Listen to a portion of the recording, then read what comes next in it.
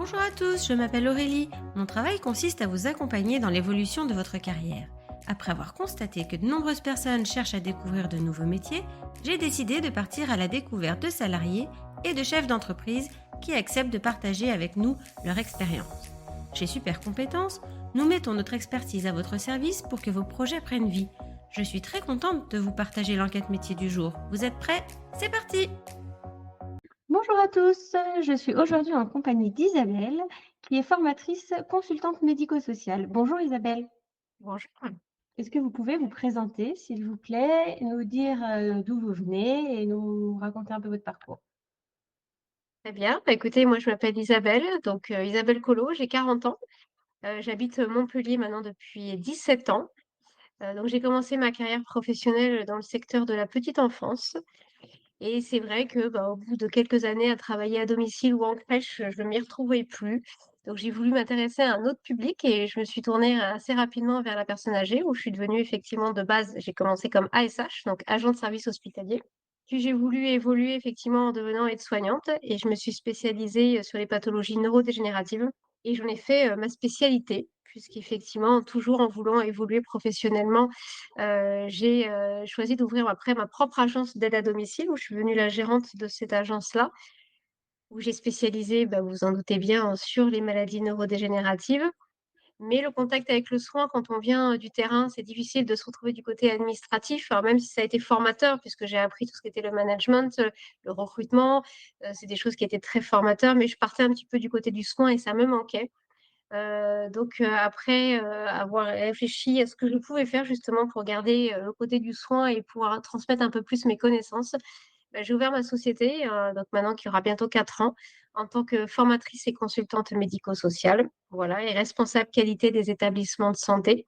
Donc en gros, bah, je forme aujourd'hui le personnel soignant, donc que ce soit effectivement des aides à domicile, des aides-soignantes, des infirmières et même des médecins, sur différentes thématiques bien spécifiques. D'accord. Et donc, au quotidien, c'est quoi votre vie au quotidien? Vous travaillez comment? Vous faites quoi de vos journées? Vous les occupez comment? Ça doit Alors être déjà, bah, varié. c'est de l'organisation, forcément, parce qu'en plus, j'ai choisi principalement d'avoir une activité, qui soit, on va dire, nomade, dans le sens où j'ai pas envie de rester au même endroit. Donc j'ai la chance d'avoir, trouvé des organismes qui me font confiance, avec lesquels je peux intervenir à 90 on va dire, à distance. Donc qui me permet en parallèle de voyager et de transmettre, mes connaissances. Donc mes journées, bah, c'est variable. L'avantage d'être à son compte, c'est que je peux organiser effectivement mon planning comme je le veux. Ça, c'est déjà important.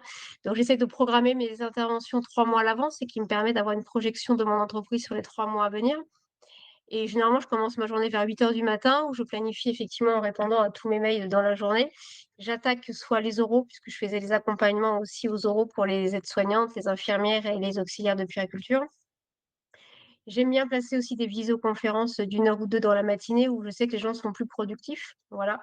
Et je consacre principalement l'après-midi à tout ce qui va être la correction de copies et l'accompagnement à des rédactions, pourquoi pas, de CV, de lettres de motivation ou, bah, pour entrer justement dans les écoles, de santé, voilà. Donc c'est pratiquement une journée type. Après, quand j'ai des audits de qualité, bah, je me déplace dans les établissements de santé, puisque ça me permet de rencontrer le personnel soignant, de voir comment ils travaillent, de m'imprégner en une journée entière de leur service, d'observer, d'analyser, de voir des problématiques et d'essayer de résoudre des problèmes pour essayer de leur donner des solutions à certaines problématiques qu'ils peuvent rencontrer. Voilà. D'accord. Donc si je comprends bien, vous travaillez aussi bien avec des particuliers, qui veulent passer un concours, qui voilà, qui veulent s'orienter dans la branche, Mmh. ou aussi bien avec des structures qui veulent améliorer leur process? C'est ça, D'accord. c'est ça. Est-ce que du coup, c'est un métier qui demande beaucoup d'initiative? Bah, déjà être patron, faut des initiatives. Déjà de base, une personne qui veut créer une société doit de toute manière être dans une démarche de prendre des initiatives. Moi, je suis seule. Hein, j'ai plus de salariés aujourd'hui, donc je suis toute seule. Donc forcément, il faut de l'anticipation et il faut des prises d'initiative, oui. Quand j'audite un service, ou que je sois jury, parce que je suis aussi jury pour certaines branches de métier dans le soin, bah, c'est ma responsabilité. Donc je dois forcément être preuve d'initiative et de réflexion, bien sûr.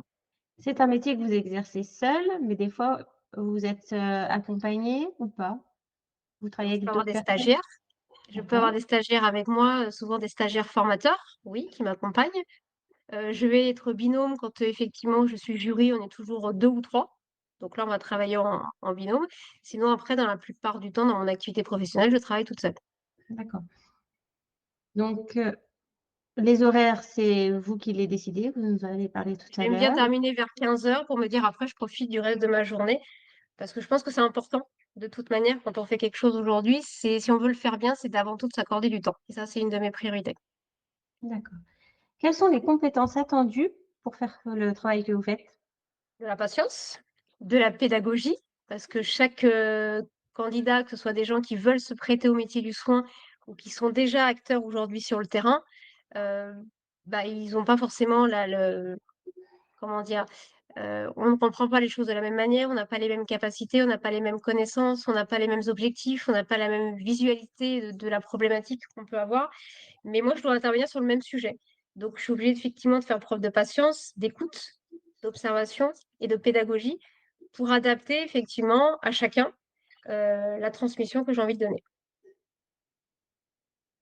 Quels sont les débouchés? Est-ce qu'il est facile de trouver, des clients ou des prestataires ou Alors, je vais dire oui parce que j'ai pas de difficulté à en trouver.